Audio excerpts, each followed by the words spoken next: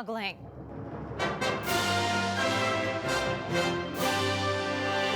Two men convicted in an international operation that led to a family freezing to death on the Canada-U.S. border. These traffickers put men, women, and children in extraordinary peril. In Ottawa, a guilty verdict for a convoy king who contested COVID restrictions. We're obviously disappointed. More questions and concerns over the so-called GST holiday. I'm not convinced that there's going to be a huge stimulus impact. Travel alert for Canadians about tourists targeted by spiked drinks. Individuals may not initially realize that they are being poisoned. And showdown on the silver screen. This is war! Real war! As moviegoers prepare to get blicked. Come with me. What? To meet the wizard.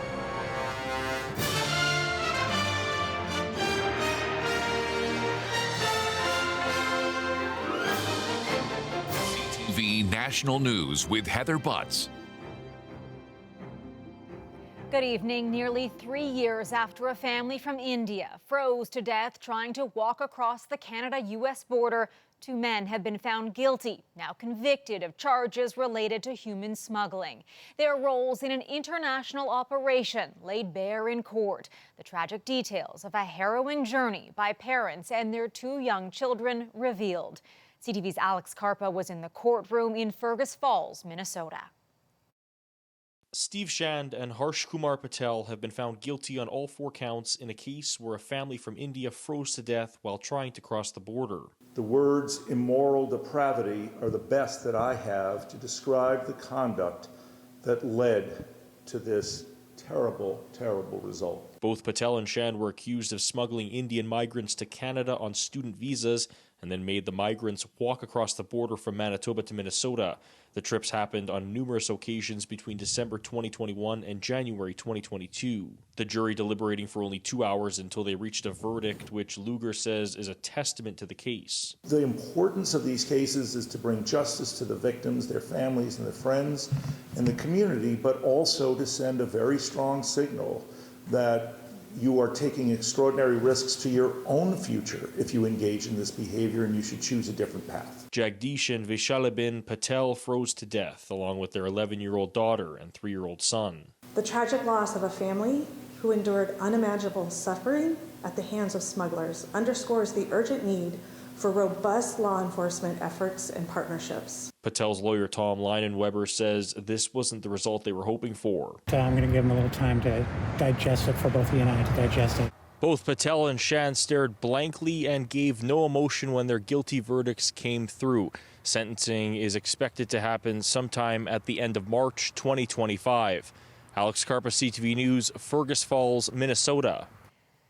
An 81-year-old Quebec man has been sentenced to prison for killing his wife in what he claims was an act of compassion.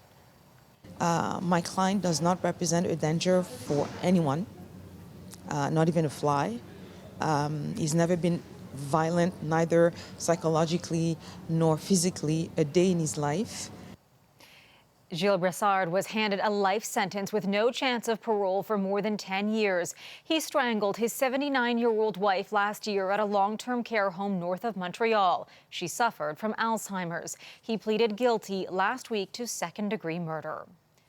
Pat King, one of the most prominent figures in the Freedom Convoy protest that brought downtown Ottawa to a standstill for weeks during the pandemic, has been found guilty of mischief and disobeying a court order, among other charges. The trucker protest contesting COVID restrictions provoked disruptions and attracted thousands of demonstrators to Parliament Hill. CTV's Dylan Dyson was at the Ottawa courthouse today.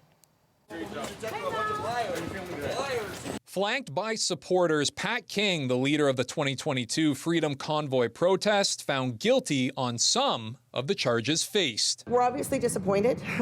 King faced 9 charges following his actions in February 2022. On Friday, he was found guilty of mischief, counseling the obstruction of police, and 2 counts of disobeying court orders related to the honking of horns. King was found not guilty of obstructing police himself and not guilty on 3 counts of intimidation. We look forward to dissecting it, reviewing it, and deciding at a later time what, if anything, We want to pursue at a later date. Much of the trial focused on King's role as the convoy's leader. His lawyer argued he was a peaceful protester, the Crown saying he was instrumental to the disruption. For 3 full weeks, the Freedom Convoy locked down Ottawa's core, blocking roads with big rig trucks, filling the air with diesel fumes, and incessantly honking horns. King could be facing up to 10 years in prison, the Crown seeking significant jail time, King's lawyer looking for time served. We really are just focusing on getting Mr. King's voice back, dealing with sentencing and the proceeding on at that point. King's sentencing hearing is set for January 16th. Dylan Dyson, CTV News, Ottawa. A big financial blow to Canada Post as it struggles to survive in the face of fierce competition and a labor dispute. The Crown Corporation lost more than $300 million in the third quarter. That was $25 million more than its losses during the same period last year. This comes as a nationwide strike by 55,000 workers halting mail and parcel delivery now enters its second week. New questions today about the cost of Ottawa's GST holiday. The Prime Minister has previously spoken out against these kinds of rebates. Today, he touted the move. CTV's Rachel Aiello on the economic impact that may accompany this pledge. I'll let the bankers worry about the economy. A day after catching Canadians' attention with a holiday tax break, new scrutiny on the cost. What the economy needs is for people to be able to afford their groceries. Justin Trudeau promising a sales tax reprieve on items such as snacks, kids' clothes, toys, and takeout could help boost consumer spending heading into the new year. But the 2-month GST and HST pause comes with a price tag of $1.6 billion. And the rebate for more than 18 million workers will see $4.7 billion in checks sent out this spring. Both measures costing the government and taxpayers $6.3 billion. Will you compensate the provinces for lost revenue? Concerned an HST cut could result in a hit to provincial revenues, this Liberal Premier wants clarity. They can't take $62 million out of the New Brunswick revenues without an engagement with us. The Parliamentary Budget Officer was already warning the Liberals may be blowing through their own fiscal guardrails, sparking concerns over whether borrowing more money now is best. A 2-month temporary tax trick will not compensate for a 61-cent a litre carbon tax. Economists say the measures may increase the chances the Bank of Canada sticks to a smaller interest rate cut next month. But this tax policy expert doesn't see much of an inflationary or stimulus effect from Trudeau's plan. Affordability, sure, they can afford to spend, but the question is this a good way to spend an additional $6.3 billion? The Prime Minister asserts this cost of living package is the right economic move and has dispatched his ministers across the country to sell it. Heather? Rachel, thank you. Whether small Canadian businesses are sold on the idea depends on who you ask. Many say it's great for their customers, but could be more work than it's worth for local shops. CTV's Alison Bamford reports. So we can bring up... Just like Santa Claus, Jan Hebert has a list and she's checking it twice. Measuring shoes and flipping through books to make sure her Saskatoon baby store is playing by the rules once Ottawa pauses GST on certain products. So we literally have to go through thousands of items to determine which item fits on the list and which item does not fit on the list. The ones that qualify need to be updated in the computer system, which could take days. The first reaction was confusion, the second reaction was why, and the third one was how are we going to get this done? We're hoping that it plays well for us.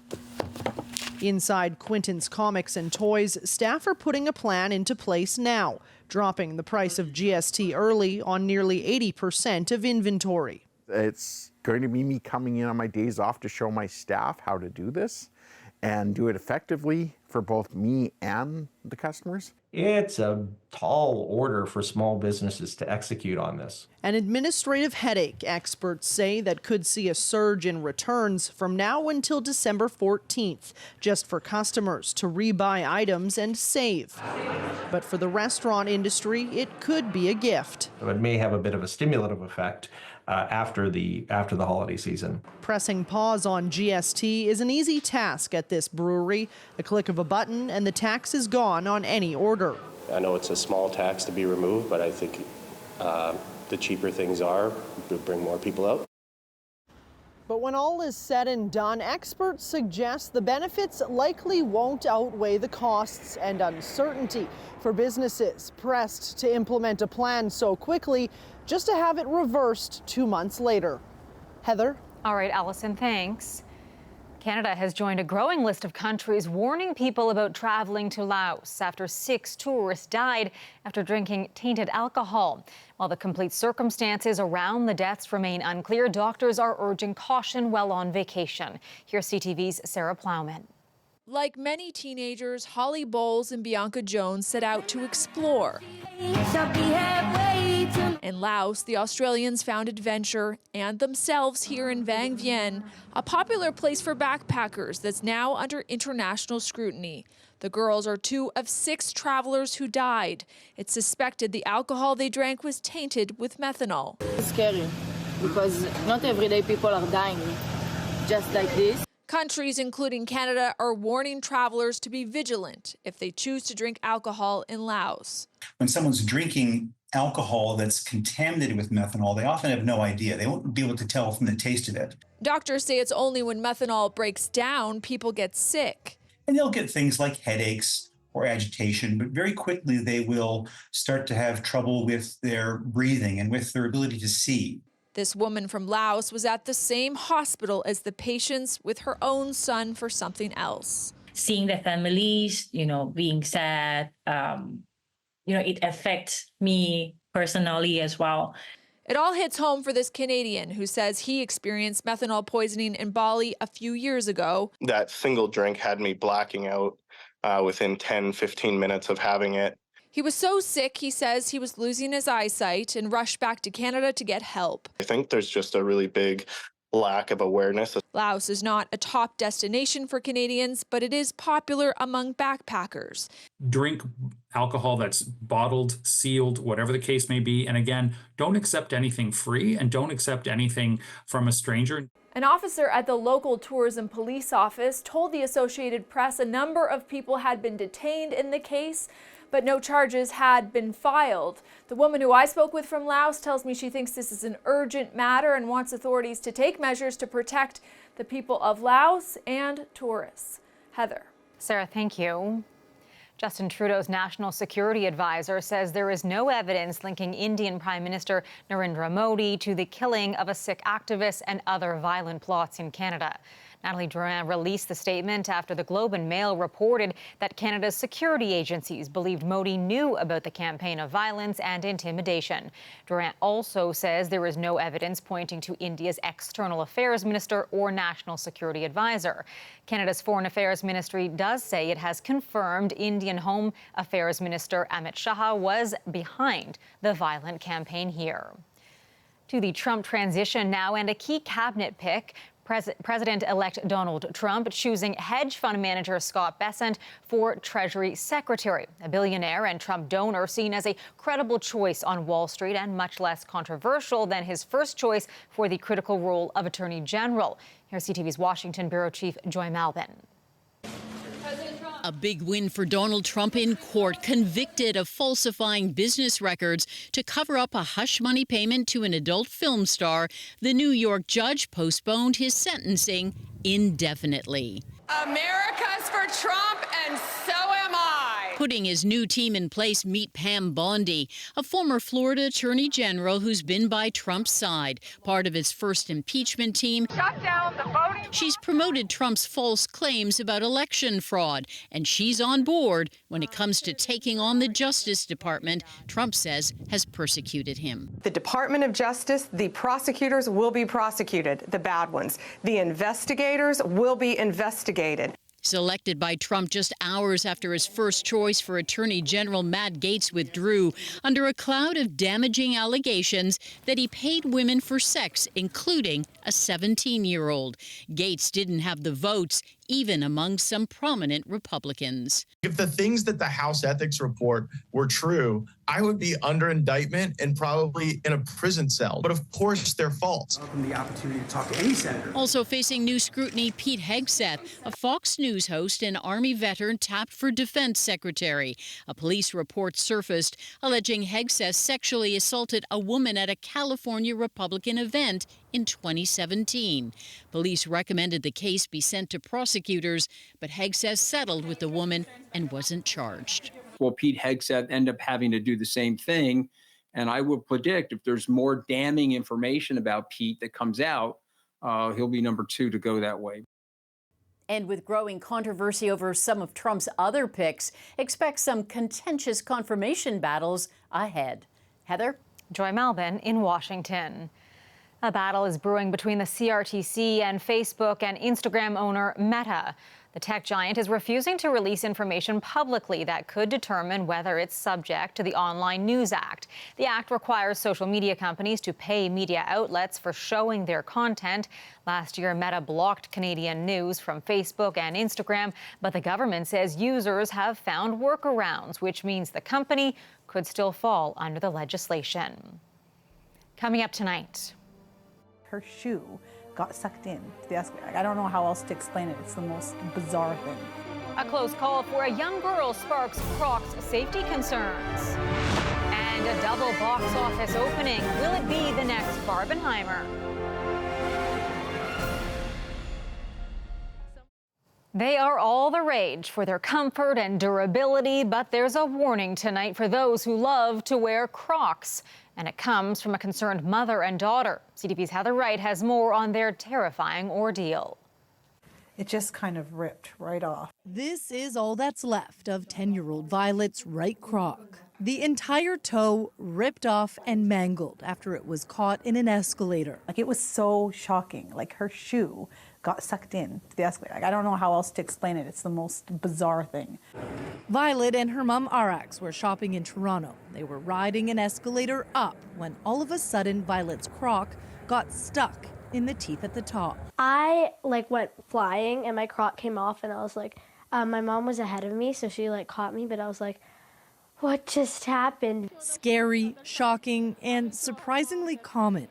A quick search online turns up dozens of incidents of Crocs and other soft shoes being essentially eaten by escalators. Some businesses have posted signs warning people not to wear soft-soled shoes like Crocs on escalators. And while there have been reports that Disney World had banned the footwear, the theme park says they are welcome to be worn on all rides and attractions. In 2007, Crocs called for better escalator safety after a 2-year-old in Singapore lost their toe when their clog was caught in an escalator. You can see the scratch marks. Yeah. But that was 17 years ago. And even though Violet wasn't injured, the family says there needs to be more awareness. I think people need to know that the shoes can get sucked in to the top of the escalator.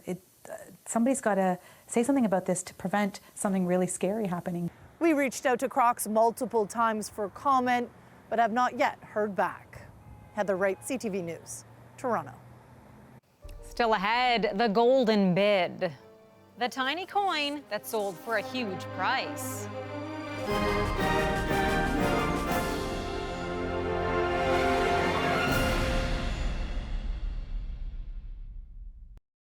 The number of Canadians infected with measles continues to grow. So far, there have been 130 cases across the country, the highest number in the past 9 years. There were only 12 cases last year. This year's total includes 44 in New Brunswick, all part of a larger outbreak. 65% of cases have been in those who are unvaccinated. In Ontario, a child under the age of 5 died from measles earlier this year. It was the first death in the province since tracking began in 1989. Ontario is the latest province to sign on to the Liberal government's National School Food Program. We're stepping up today to deliver more school food right across the country with a huge agreement with Ontario that is going to set the bar for the rest of the country. Ontario will get $108.5 million over 3 years. The Prime Minister says it's enough to deliver healthy meals to 160,000 more kids this school year. Ontario's current food program serves over 600,000 children and youth. Newfoundland and Labrador and Manitoba have already signed on to the program. A rare Canadian coin has sold at auction for more than $1.5 million. The pure gold coin weighs 10 kilograms and pays tribute to master carver Chief James Hart of the Haida Nation. It was sold to an anonymous bidder earlier this week and has broken the record for a coin auctioned in Canada. Still ahead, a toss-up for movie buffs. When bloodshed meets Broadway at the box office. This is opening weekend for Gladiator 2 and Wicked, looking to capture the magic of the Barbenheimer phenomena. Yes, there's a lot of excitement building around Glicked, though musical fans are being warned it's not a sing-along. Here's CTV's Geneviève Bushman. Glicked has landed in theaters. That's the buzzy nickname for the twin openings, hoping to cast a spell on moviegoers. The wonderful Wizard of Oz summons you to the Emerald City. Come with me. What? To meet the wizard. I couldn't possibly. This is your moment. I'm coming. In one corner, Wicked, an on-screen adaptation of a beloved Broadway musical. Rome must fall. I need only give it a push. It's facing off against the Swords and Sandals epic Gladiator 2, coming 2 decades after the first. They're hoping to recapture the magic of Barbenheimer. Hi, Barbie. Last summer, it scored the biggest box office opening weekend in North America since 2019. And now studios hope the hot Barbie pink craze will make way to the green of the Wicked Witch of the West. Ariana Grande Butera is great in a comedic role here. She really has some comedic chops and obviously can sing really well. But this is Cynthia Erivo's film as Elphaba. She is tremendous in this. But please note, shows of enthusiasm for this one come with a warning. Silence is golden. No talking, no singing, no wailing. Singing along, an issue it seems at advanced screenings. I'm here to warn everyone that the singing is in fact happening, and it's worse than you would expect. After all, the songs are popular, as seen in this Target ad featuring one of the stars of Wicked, Cynthia Erivo. Nailed it. That's my line. Erivo and co-star Ariana Grande tuned in to the controversy. We understand it. If you do, and if you don't, we respect the feelings. I say if you come the first time and you sing through, sing through. But come a second time and let us sing to you. Yeah, and if someone throws popcorn at you or their phone or something, maybe stop. Yeah. I'm kidding. Maybe keep the singing and wailing for after the final credits. Geneviève Beauchemin, CTV News. Keep the singing at home. That is our newscast for this Friday night. I'm Heather Butts. For all of us at CTV National News, thank you for watching. Good night, and I'll see you again tomorrow.